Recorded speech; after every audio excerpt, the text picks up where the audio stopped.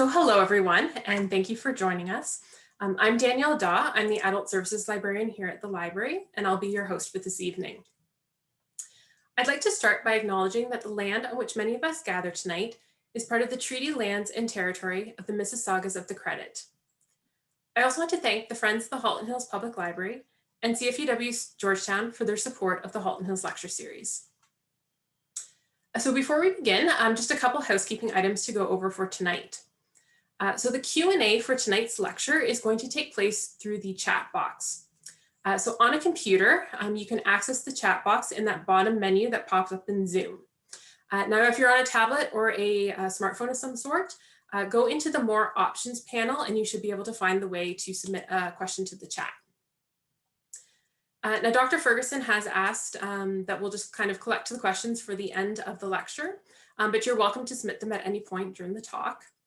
And then finally, when you're submitting your question to the chat, if you can direct it to everyone, that will allow the entire group to kind of see the questions that are trickling in. I also want to note that tonight's event is offered in partnership with CFUW Georgetown, and that the group's business meeting will be immediately following the lecture.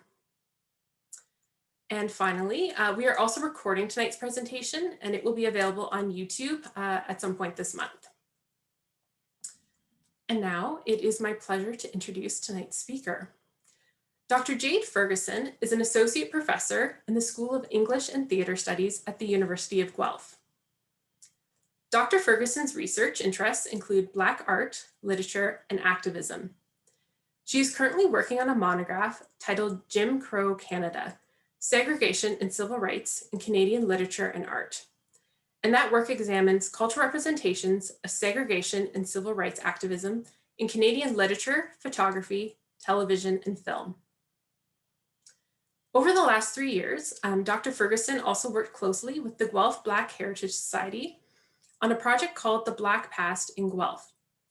So this project explores the lives of young Black men and women who were living in the city of Guelph and Wellington County in the decades between 1890 and 1945. So I encourage you, all of you at some point this month to go check out that project at blackpastinguelph.com.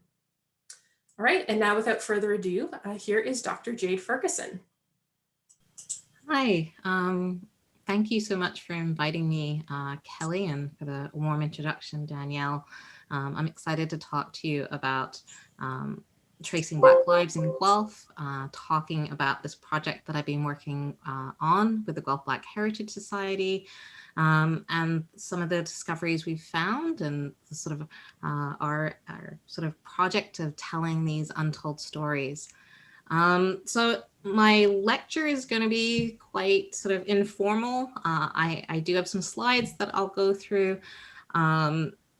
So, you know, if you do have questions, do put them in the chat. It's a bit difficult to see the chat while having the slides up, but I will try my best to answer some of these questions that you might have.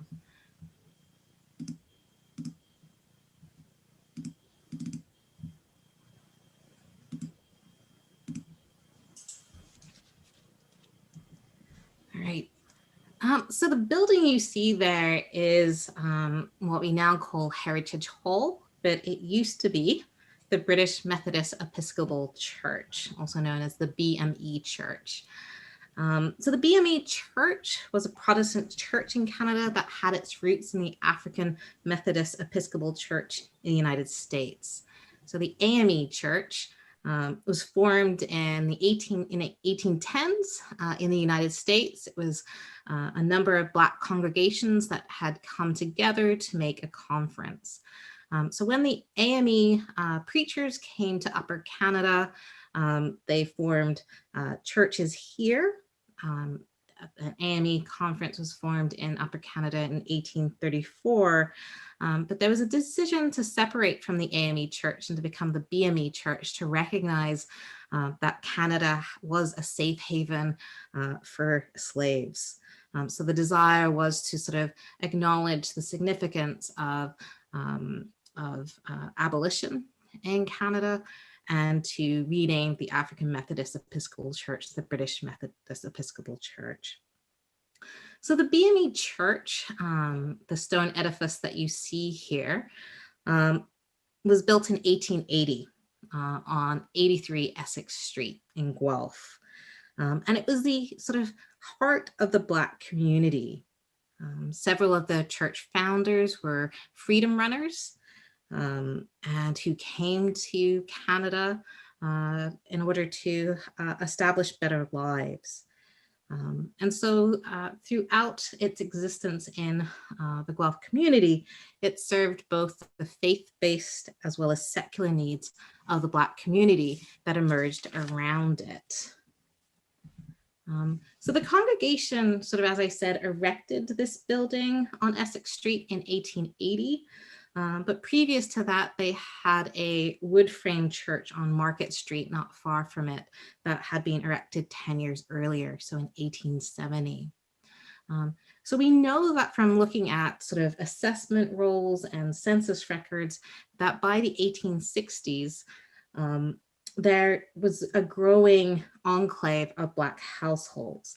And as we'll see, that sort of Black enclave grew into a neighborhood that sort of ran around this Essex Street church.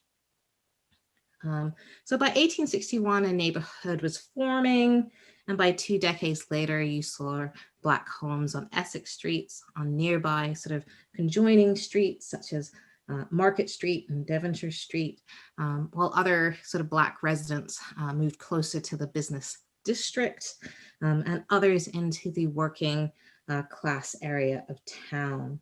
But for the most part, Black Guelphites lived in modest dwellings around the BME Church.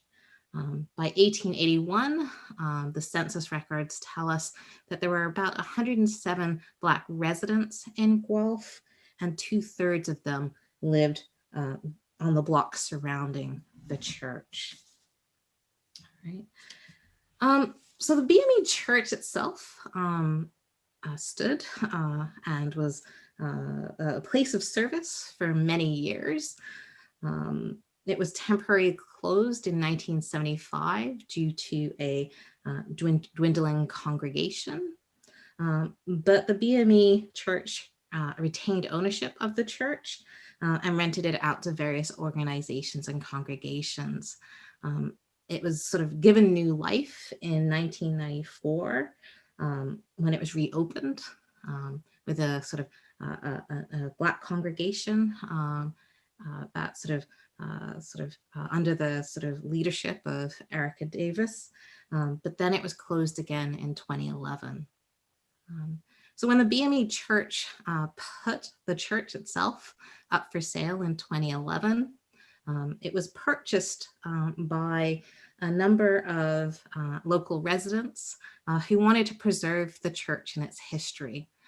So the Guelph Black Heritage Society purchased the church in 2012 in order to preserve this historical significance of the BME Church, a church that was in part formed and founded by freedom runners, as well as to create a cultural, historical, and social center within Guelph's and Wellington County. So I sort of, I started teaching at the University of Guelph in 2007. I had no idea that a BME church existed in Guelph until I was actually speaking in that church in 2018. Oddly enough, you know, as Danielle was telling you, my research is on Black Canadian literature and art. It focuses on this period in which the Black Guelphites were living in this community. But I had no idea that a community had existed. In fact, I was in that church giving a talk to University of Guelph students who were heading to Mississippi over winter break to do some community service, as well as to learn about race and poverty. And one of the things that I was telling the students while in the church was that you don't have to go to the South to learn about race and race relations and racism. You can learn all about that here, But when I was saying here, I didn't mean here in Guelph, because for me, there was a bit of cognitive blindness in terms of thinking about Guelph and Blackness together. So I was in this church in sort of, I think it must be in January, actually probably February of 2018, around Black History Month. And that's when I met Denise Francis, who is the president of the Guelph Black Heritage Society and has done really amazing work. And in the summer of 2018, she got together with people at the Community Engaged Scholarship Institute, which is a institute at the University of Guelph that sort of helps facilitate university and community partnerships. And people at CESI got in contact with me asking me if I would be interested in working with the Guelph Black Heritage Society to help them with the kinds of educational resources that they were looking to do. So the Guelph Black Heritage Society is a nonprofit community organization run by volunteers. And the idea was to use the resources of the university, including students as resources, as researchers, to help them in their project, to bring awareness to Guelph's Black heritage.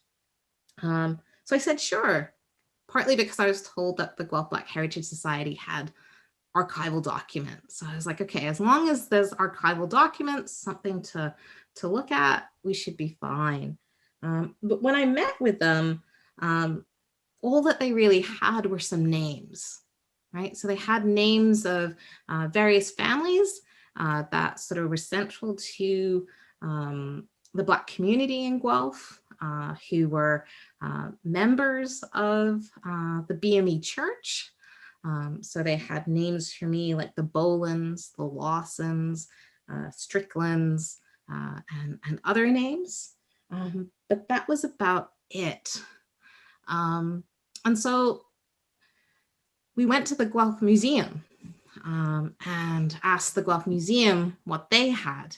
And they didn't have much either. So they had a few photographs of some of these prominent families, that sort of photographs donated by individuals to the Guelph Museum. But mostly what they had, that sort of was the sort of, collection of Guelph Black history, was actually this binder that a local community member had created. So in this binder, there were various newspaper clippings, sort of handwritten notes, some leads or connections about different aspects. So you can see on the binder there's sort of a tab for education, a tab for history, and this was sort of had photographs of the Black History Month at the Guelph Black Heritage Society in 1995, so just a year after they reopened.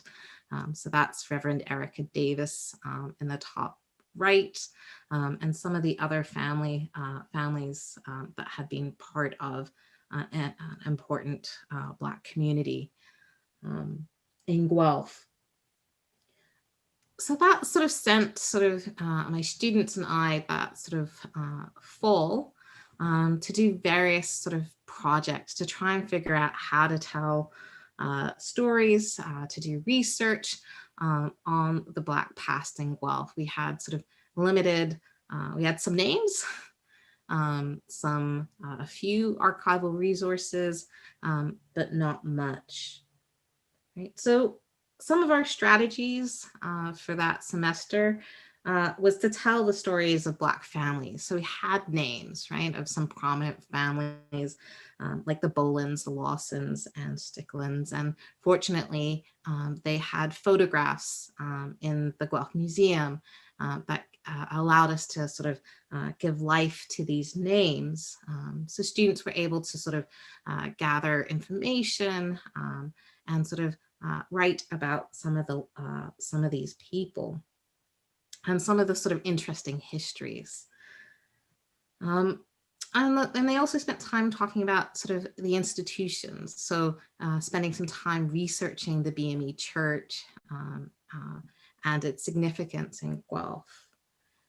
But in addition to sort of trying to sort of tell some of these stories, the students sort of focused on some notable figures that weren't necessarily from Guelph, but had significant, who had sort of, who played a significant role in the fight against racial segregation in Ontario. So two of the sort of notable figures that they looked at was Bud Fowler, who was an African-American pitcher who played for the Guelph Maple Leafs in 1881. So this was sort of, the Guelph Maple Leafs was one of the first Canadian baseball teams to import American players. But what was significant too was that one of the players that they imported was Black. So Bud Fowler played on the Guelph Maple Leafs, but his time there was short-lived, as many of the sort of baseball players objected to playing with a colored pitcher. So the photograph here is of the Maple Leaf Baseball Club in Guelph. There is a Black player that you can see at the front, but this is from 1891. So this is 10 years after Bud Fowler's experience in Guelph on the Maple Leaf Baseball Club, which was owned by Sleeman. So if you Sleeman and Beers in Guelph. Another story we highlighted was of Maurice Scott. So if Bud Fowler was notable in terms of thinking about integration, racial integration and sports, Maurice Scott was important in terms of thinking about racial integration in nursing. So Maurice Scott was from Owen Sound. She had tried to enroll in nursing school, but she was denied admissions. So she became sort of part of a sort of public outcry against segregation and the limited access to education that Black women were given. And so her experience in 1947 spurred sort of outcry. And upon hearing of her experience and her story, the pastor of the Church of Our Lady convinced Guelph St. Joseph Hospital to accept her into their program. So Marie Scott was one of the first Black nurses, and she graduated in 1950 from the nursing program at St. Joseph Hospital with honors. Right, so we were able to tell sort of local stories, as well as tell stories that were of specific, particular significance.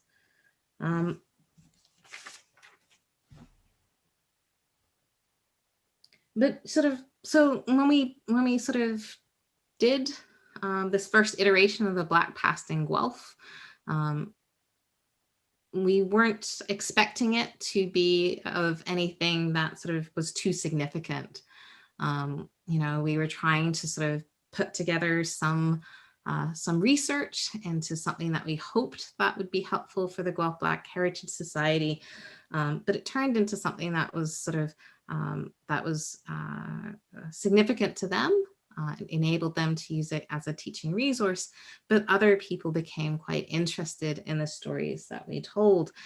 Some of these people were actually descendants of the people we were talking about in the blog posts, but others were people who had done other kinds of research and wanted to know more or how to do more. So over the last 3 years, we've continued to do more research. This experience in the fall of 2018 was just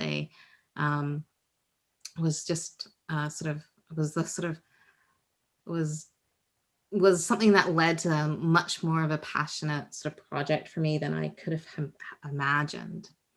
So as we've continued, we've really sort of focused on the period between 1890 and 1945.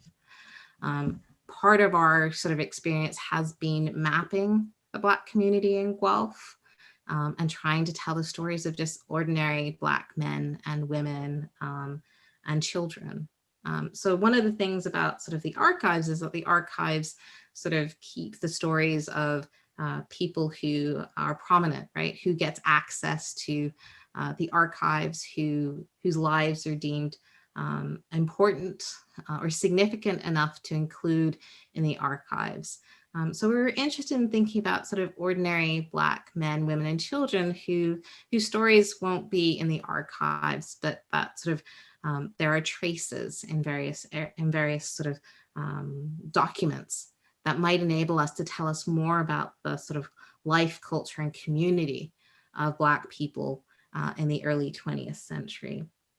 So we took the census data and started mapping some of the Black residents that we found in the census data. You can see that the star there on Essex Street is the church, and you can see that there are a number of Black households close to the church. The red dot right next to the church is the house where Melissa Smith lived and grew up, and I will talk about Melissa Smith, I think, in the next slide. Right. So for the most part, as we saw in, as I said earlier, most people lived in the neighborhood around the around the BME church. A few lived in the business city district, which is further north, and then to your east there is the working class district, where you'll see some of the dots. So Melissa Smith, who I was talking about, sort of provides us with this very interesting glimpse into what Black life would have been like in Guelph in the 1890s.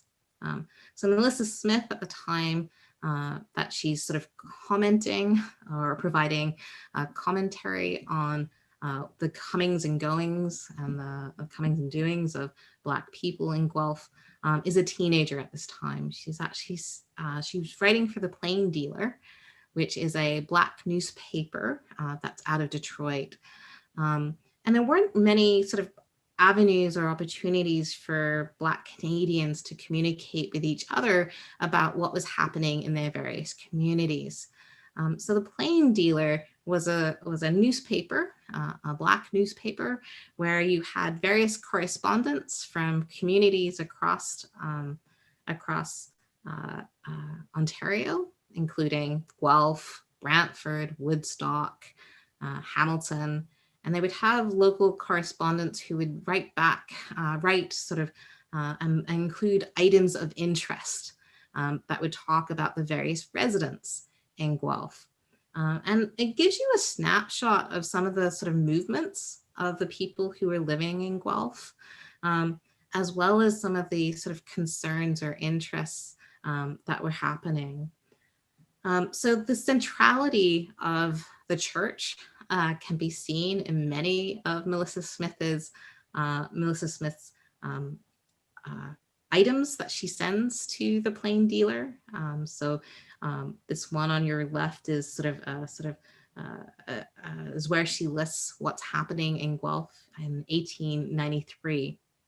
Right? So she starts off talking about Reverend T.C. Oliver, who at the time is the Reverend of the BME Church, and talking about various meetings that are happening and the attendance of those meetings at the BME Church. And then she goes on to talk about various people and what's going on, where they've gone. One sort of note of interest may be Mr. J. Smith and Mr. J. Thomas of Guelph making a flying visit to Georgetown last week. So Georgetown comes up in a number of different entries, and Mrs. Annie Taylor of Acton spent Saturday with her friends in Guelph. Right. So in these Guelph items, you get a sense of who's in this community, where they're going, the fact that they are visiting other people in other communities. Um, you know, and at times it can sort of border on what one might say is gossip. But on the other hand, it provides us with this various kinds of social networks that joined various communities and the various people who were central to it. This other entry is part of an entry from 1891. And one of the sort of questions that the Guelph Black Heritage Society had for us is what happened to Guelph's Black community, right? Where did it go? Why did it disappear? All of a sudden you have a vibrant community that emerges in the 1880s, right? But all of a sudden by 1945 has disappeared. And you get very early on in Melissa Smith's columns, perhaps some of the reasons why, right? In this one, she says a number of the Guelph boys have gone to Toronto. It seems to be a famous place for boys wishing to marry, as all of the boys that have gone to Toronto from Guelph have married Toronto ladies, right? So in part, sort of, she sets up this sort of notion of sort of the desire to seek sort of other marriage, other partners for marriage. So that's in part sort of the gossipy part of it, sort of her speculation, right? But here she's making very clear that people are, that young Black men are leaving Guelph, right? And it's not merely that they're leaving Guelph in terms of for the sake of marriage, but it becomes quite clear that they're leaving because of employment, as well as education, right? And so not only are some of them leaving for bigger cities in terms of trying to find other employment. One of the things that you find in the census is that sort of there are very limited opportunities for Black men and boys in Guelph. Most of them are laborers. Many of them are laborers doing whitewashing. And so that's sort of, for them, employment opportunities, working outside of industrial factories, for example. Toronto seemed to be sort of Toronto and other cities. And it's not only other cities in Canada, but also the United States, right? So we often talk about sort of immigration being one of Black people moving from the United States to Canada, that Canada was somehow this sort of safe haven that was racism free. But you see in the 1890s, people moving south, right? That there were more opportunities, more employment opportunities, more opportunities for access to education in the United States, even the US South. So one of the stories, one of the items in Melissa Smith's, she notes a young man from Wellington County who's gone to Oklahoma for school to become a teacher and has been given a school there. What's significant about the fact that this young man goes to Oklahoma is that in the 1890s and early 1900s, Oklahoma was a state that had significant amounts of lynchings, right? So it's a moment in which Black life is threatened in the forms of anti-Black mob violence, but it's a place that this young man has decided to go in order to receive an education and in order to be a teacher. Right? So the plain dealer provides us with sort of this sort of glimpse into the lives of Black people, and especially young Black people, right? Melissa Smith at the time is a teenager. And so you see her sort of focusing on the sort of hopes and aspirations of young Black people, right? At one moment in time, another person takes over the column because she's left to become, she's taken part in the Jubilee Singers. So she's known for having a great voice. And so she joins the Jubilee Singers on a tour around Canada. right? So a desire for sort of something better, right? And this is a desire from people who are the direct descendants of slaves. So Melissa Smith, and I'm going to be talking about the Goins in a bit, but Melissa Smith, her family, are a family that sort of came to the region of Wellington County and settled in what would be known as the Queen's Bush settlement in the 1830s. Her grandparents were slaves.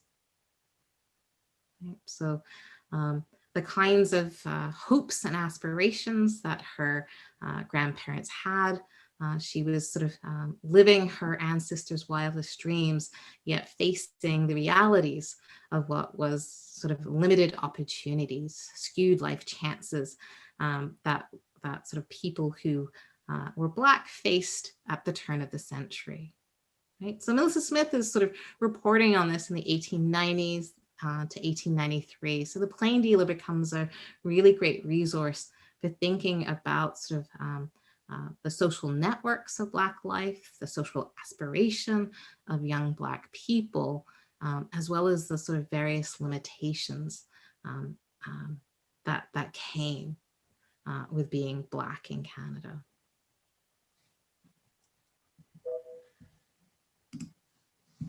So I said I was going to talk about the Goins family. So the Goins are also sort of people who can find their, who sort of are part of the Queen's Bush settlement. I became interested in the Goins family initially by looking at the 1891 census. So, you know, I was intrigued by the sort of descriptions of Black life that Melissa Smith was giving us between 1890 and 1893, looking at the 1891 census of Guelph to figure out exactly where Black people were living in Guelph and the kinds of opportunities they had. So John Goins is this John Goins and John Goins Sr. Are living in Guelph with their family. But what interested me the most about the Goins was that the Goins had lived in the same neighborhood. It's quite hard to see here, but on the sort of top page above them, you can see the McCraes. So Guelph is known for the group McCraes because of John McCrae, right? So in the 1891 census, John McCrae is listed there as being 18, right? So I was interested in sort of young people and sort of whether or not there were what kinds of interactions were happening between young white Guelphites and young Black Guelphites, and intrigued by the fact that the McCraes lived next door to the Workmans, as well as the Goins, who were both Black families. And so as I was working through sort of much of this, what intrigued me the most is the ways in which sort of we know about the McCraes because of John McCrae and his service during World War I and his famous poem in Flanders Fields. The story that people don't know about at all, I found, was about the sons of John and Lucinda Goins, who also served in World War I. Their names were Victor and Gordon Goins. So in part, sort of this past project that sort of my students and I have been doing have been about sort of recovering the untold stories of Black men in Guelph who volunteered during World War I.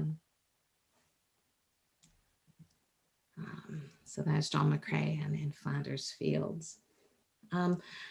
So in Guelph and in other places across Canada, Black men wanted desperately to volunteer in the Canadian military and serve both king and country. But due to sort of racism, they were often turned away at these enlistments sort of enlistment sites because their service was deemed unwanted, right? That they were not worthy of fighting alongside white volunteers. So Black men, women sort of protested this exclusion, right? That this was a blatant example of Jim Crow or segregation in the military. And they fought desperately in order to have the right and opportunity to show that they were dedicated citizens.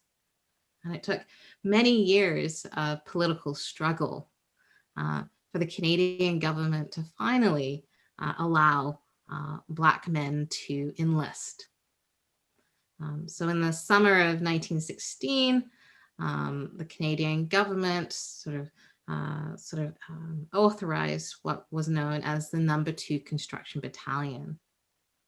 So Black men were finally allowed to enlist, but they were limited to this non-combatant battalion. They were to be a labor battalion. They wouldn't be at the front lines. They would not be serving side by side with white volunteers who would refuse, many people thought, to serve alongside Black soldiers. So the sort of No. 2 Construction Battalion was authorized in July of 1916. And Victor Goines, the son of John and Lucinda Goines, enlisted. Okay. At the time, he was living in Welland, Ontario, but his mother, Lucinda, was still living in Guelph, no longer near where the McRaes lived, but in the working class neighborhood of Guelph at 73 Metcalfe Street, Guelph. So Victor Goines enlisted on November 27th. He enlisted with his uncle, Tom Malott. His uncle was in fact only a couple years older than him. Victor and Tom lived together while as teenagers. So he enlisted with his uncle Tom, and his brother Gordon enlisted a couple months later in January 3rd, 1917. Right? So Lucinda Goines was a mother, right, who had her two sons enlist in the No. 2, and her grandson Tom enlist too. So in part, our interest was in telling the story of Tom Malott, Victor Goines, Gordon Goines, the struggle to enlist, as well as their experiences. So Tom Malott enlisted, but was medically discharged before the No. 2 Construction Battalion left Halifax, left Nova Scotia for Europe. So on the Southland ship that sort of took the No. 2 construction members of the No. 2 Construction Battalion from Canada to Europe, it was Victor Goines, Gordon Goines, and a couple of other people from who had connections to Guelph, including Henry Francis Courtney. Right, so many of these men enlisted for different reasons. Right, for someone like Henry Francis Courtney, who had for a long time wanted to enlist. His brother Jacob Courtney was able to enlist and serve alongside white soldiers. And he and Henry sort of had a desire to follow his older brother, but each time he tried to enlist, he was refused. So in part, sort of what we've done is tell the story. And it's a story about the No. 2 Construction Battalion. It's a story about sort of men who had to fight racism at home in order to fight for justice abroad. It's a story about their untold sacrifices and service, and a story that has for too long been untold. Um, so we made a digital narrative. It was picked up by the CBC, which we were excited about. It's on the website, so I hope you will take the opportunity to view it. And it does look like that that Guelph is going to actually, in fact, name a park and perhaps a trail, the Courtney Goins and the Lot Park or Trail, right? So it's been a really sort of interesting moment in seeing sort of this research that we've been doing for a community organization, trying to tell these untold stories, gaining some sort of recognition.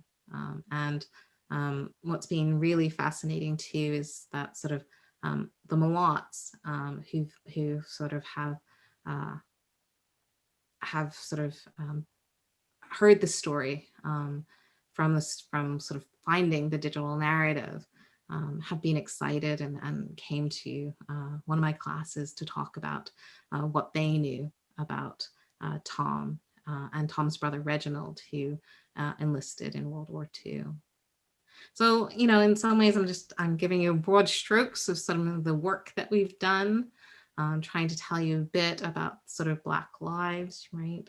Many of the men who enlisted in the number 2 enlisted in the hopes that by showing that they were dedicated citizens, that they would get be seen as sort of equals, right? That the kinds of limitations on employment and education that they were experiencing would be eliminated, right, by showing that they sort of had sacrificed and served. Unfortunately, when they returned, not much changed, right? Their lives, they were not recognized, they were not celebrated upon their return. So that sort of the kinds of limitations on their life that sort of they had before did not change.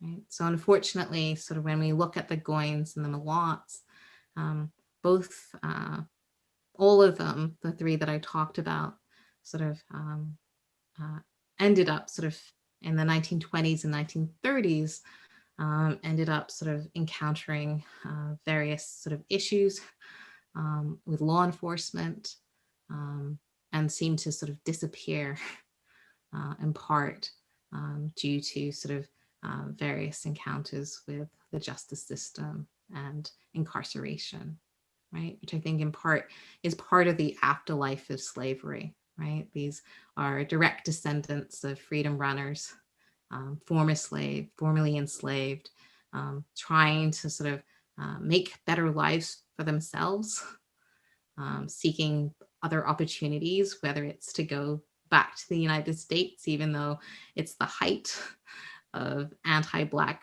racism and violence, the threat of lynching very much present, or if it's going to fight abroad in the hopes that on returning, more opportunities will be available. And so the ultimate fate of the Goins and the Malots is not, you know, fighting does not change their fate, right? In many ways, right? The limited opportunities available to them meant, right, that access to sort of safe employment, access to education remained something that was limited to them. I'm always taken back to looking at Tom Malot's attestation form and looking at his signature. I'll just show it here. And to think about sort of the limitations, what kind of education he might or did not have, in terms of comparing it to the beautiful handwriting of John McCrae, right? To that signature of Tom Malott, right? As he signs up to enlist, and what that signature itself tells us. about what was not available to him. And so you see the picture of him right there. It's a picture that I, in some ways, don't want to show because it's actually a picture of his mugshot. Right? So in 1918, he's arrested for robbery and sentenced to 10 years that he serves at Kingston Penitentiary. And that's also an interesting story because he's involved in a robbery that's a murder. He's not charged with murder, but he's involved in a robbery. And the other person who's found guilty of the robbery is a white man. And the white man receives a sentence significantly shorter than Tom Watt, right? And so that sentencing is also a reflection of the sort of differential treatment in terms of the justice system that Black people experienced, not only in the early 20th century, but in our current moment, 100 years later. So sorry for talking too much there.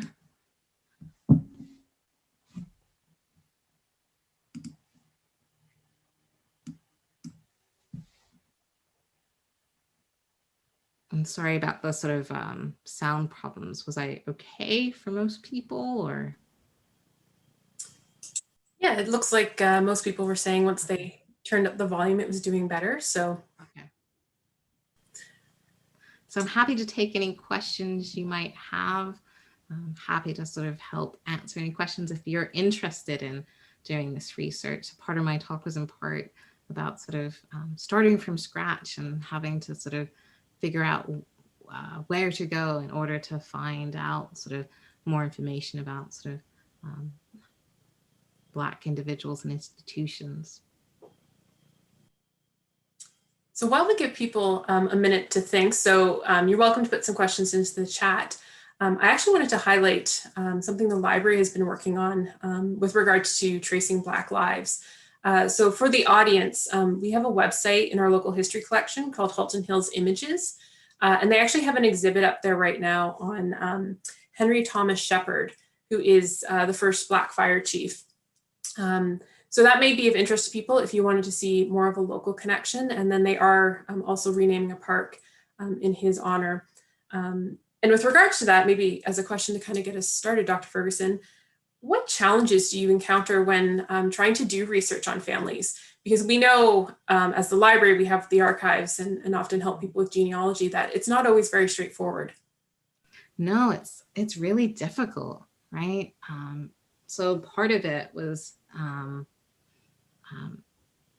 so part of it was sort of using census and assessment rolls and other kinds of sort of government documents to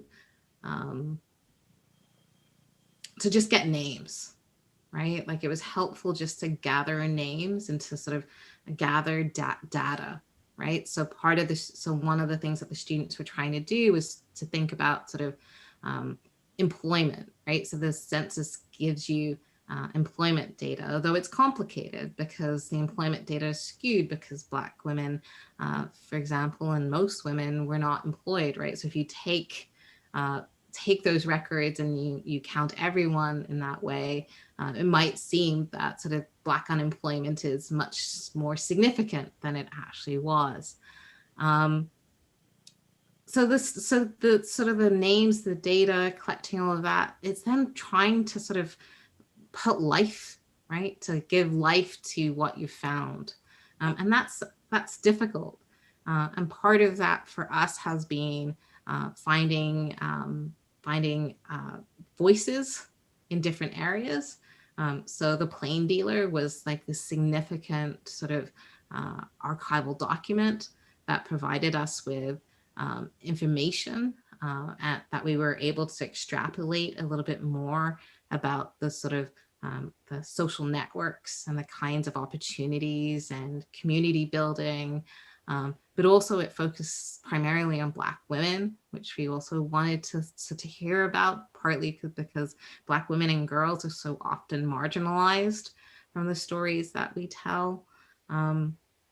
Significantly, there was quite a bit of research too. So as I said, many of these people that we've been looking at have ties to Queensbush. So there's a great book about the Queensbush settlement that's out there, as well as other documents. We were able to connect to make various sort of and we were able to make connections that way too, right? So it's in some ways limited because the stories that we have told are either stories that sort of are either prominent families, so we have more information about them. They're prominent in the sense that they are middle class or, or upper middle class, such as the Bolins. There are a lot of pictures of the Bolins, and in part, they're prominent as an interracial family. So Charles Bolin is Black. His wife is Irish. He was a business owner. He owned several properties in Guelph. But the Bolins are also interesting because sort of part of what we've been talking about are Black people who enlisted, but Black people didn't really enlist in the number 2, right? There were some people who were able to enlist in integrated battalions. So I mentioned Jacob Courtney, but Frank Bolin was also someone who was able to enlist, right? In part, he was perhaps able to enlist because he was biracial. And so as you go through census details with the Bolin, you'll see that sometimes the Bolin children are listed as Black, sometimes they're listed as white, right? So their ability to be sort of to move in terms of racial categories, and as well as their class, enabled certain opportunities. But for those of you, most of you, those of you who know Canadian history, Vimy Ridge, right, is sort of central to our understanding of sort of our World War One. So Frank Bolin was someone who fought at Vimy Ridge, right? So the significance of thinking about a Black soldier from Guelph fighting at this sort of pinnacle battle that is central to sort of ideas of Canadian nationhood is a story that we're doing more on.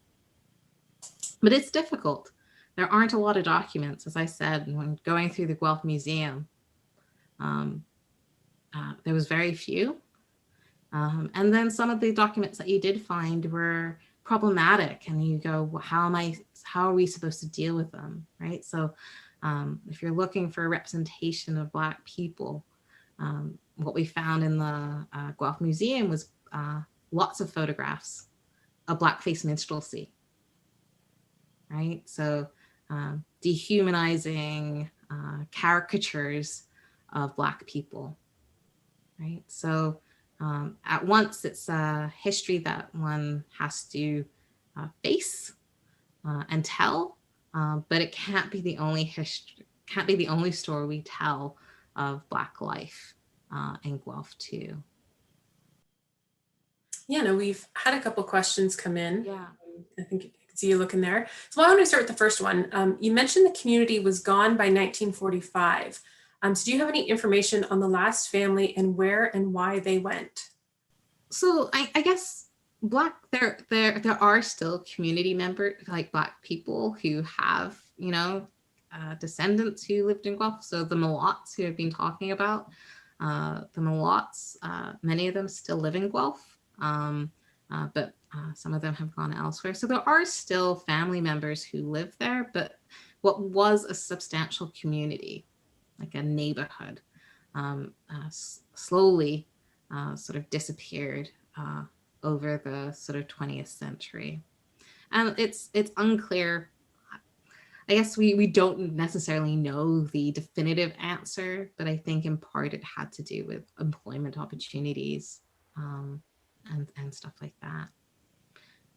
In terms of how many students are in your research project, I've done 3 different classes that have been part of this project. So the first project was, so I think in total, the answer in total has been about 80 students. So we've been able to use a lot of student energy, student skills and resources for this project. If you look at the Black Past in Guelph right now, we're sort of under construction because we're adding a lot more stories that we sort of uncovered during the fall. So if you look at it now, there's some stuff there, but it's I'm excited to say that sort of in the next week, there really will be a number of other new stories that the students have been doing. They've also been working with the Guelph Historical Society, and we're doing a special journal for Guelph Historic that looks at Black voices in Guelph. In terms of descendants of the Goins that we found, I don't think we have. I mean, one of the things that you find, which is significant, is that because it's such a small community, that all of these separate families have in fact married each other at some point. So even when I was looking at sort of Henry Francis Courtney, for example, the Courtneys are from Owen Sound, but he finds himself in Guelph because his two sisters are living in Guelph.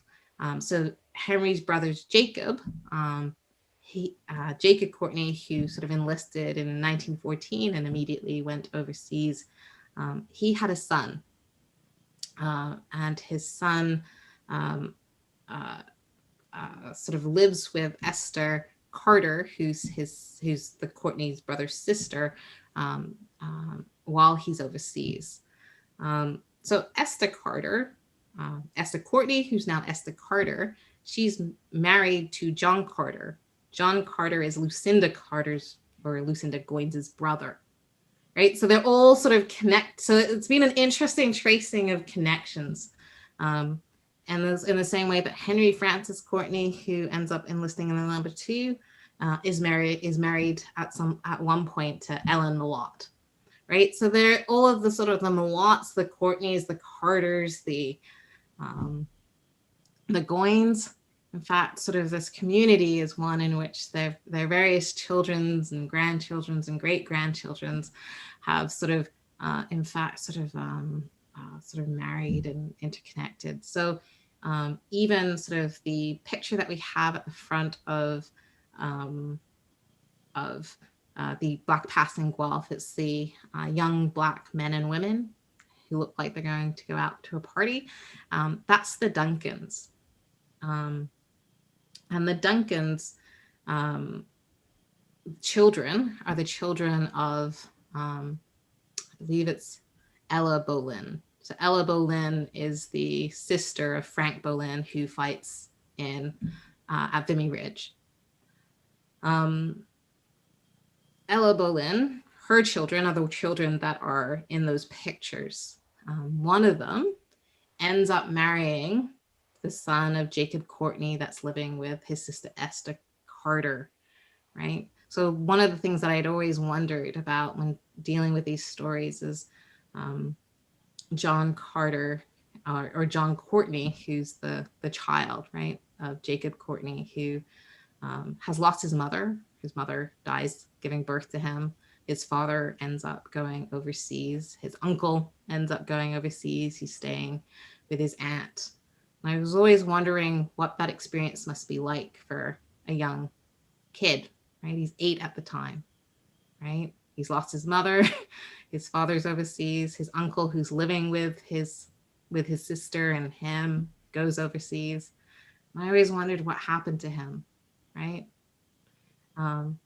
And sort of for me, sort of this moment of sort of great archival joy was when I discovered that he married, a Duncan kid, right? A kid who sort of would know what that experience is of having a family member overseas, because they experienced their uncle overseas too, right? That they were both at that time, 8, 9, 10, that they would both have experienced that sort of anxiety and worry and concern, and that would join and connect them, and that they would fall in love and marry and have children, right? For me, that was, like I was haunted by this kid, right? And thinking about so much loss, you know, thinking about sort of the kind of care work that Esther must have done, right, to make this boy feel safe. So, you know, so that's like the other thing, right? At the same point, at the same time that there's so much pain and loss and suffering and there's all of these sort of hopes and dreams and aspirations and love and care and generosity. And it's those kinds of stories that we wanted to tell too.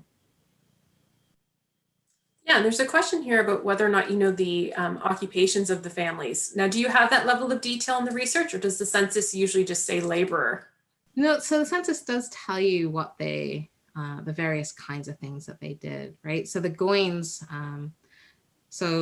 uh, Victor and Gordon Goins, their father John Goins was a whitewasher. Many men in Guelph were whitewashers. It was an occupation, one of the few occupations available to them. So John Goins Sr., though, was a farmer. So John Goins Sr. Had been formerly enslaved, right, and settled in Queensbush and the Queensbush settlement. So there were sort of Black farmers, and he was one of them who sort of settled in that area. But many people left the Queensbush settlement looking for other kinds of opportunity, as we know that being a sort of a pioneer, being a farmer was very difficult. And so many of those who were living in the Queensbush settlement left for Guelph and Hamilton and Owen Sound in order to sort of find employment elsewhere.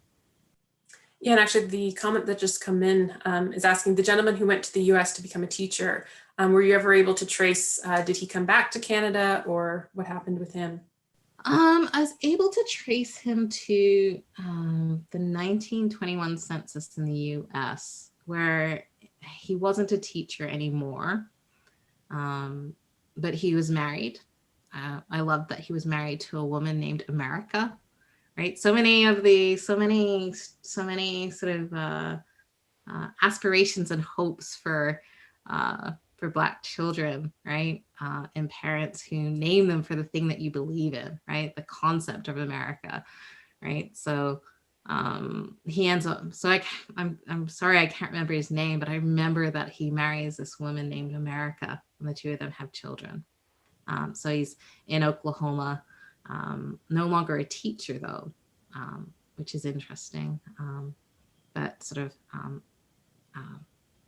having a family there.